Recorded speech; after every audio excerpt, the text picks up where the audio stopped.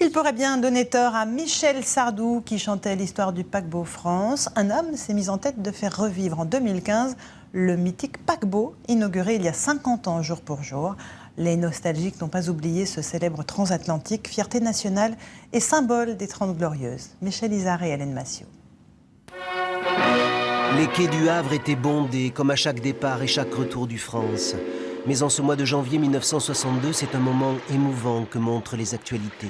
Le tout premier voyage, une traversée de la Manche en guise de répétition, avant les grands périples. Pour les 400 invités, ce devait être l'occasion de découvrir les aménagements de la cité flottante, longue de 315 mètres, prévue pour recevoir 2400 passagers. Bonne chance donc aux France. La légende du paquebot, le plus grand, le plus rapide de son époque, s'est écrite sur les vagues de l'Atlantique, dans la magie des arrivées à Manhattan au petit matin.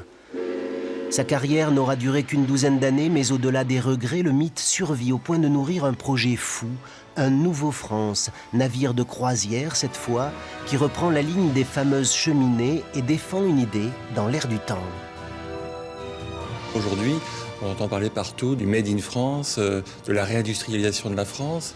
Eh bien, tout est dans le Nouveau France, qui sera en fait une vitrine des marques françaises et un ambassadeur des talents de nos créateurs.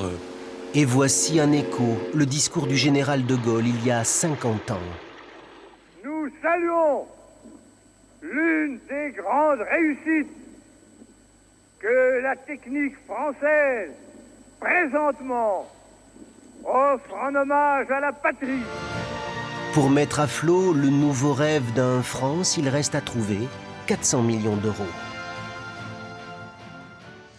Voilà, c'est la fin de cette édition. Après Nikos et Nicolas Canteloup, le bulletin météo d'Evelyne Delia, suivi de votre série Grey's Anatomy. Demain, pour la formation à 13h, Jean-Pierre Pernaut et nous, on se retrouve à 20h. Bonne soirée à tous. À demain.